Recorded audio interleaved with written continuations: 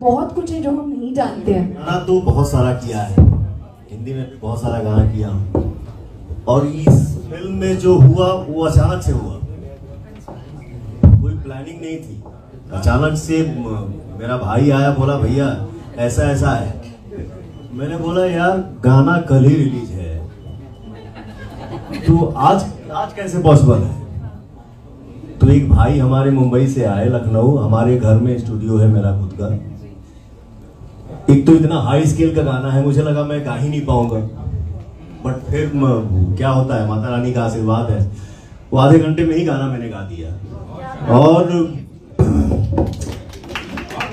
ये गाना मुझे अच्छा लगा, और मैं चाहूंगा, मैं अपने भोजपुरी दुनिया से गुजारिश कर रहा हूँ, हिंदुस्तान से गुजारिश कर रहा हूँ कि इस फिल्म को बहुत बड़ा हिट फिल्म बनाए। और कोई भी आर्टिस्ट, प्लेबैक सिंगिंग मैंने पहली बार किया है।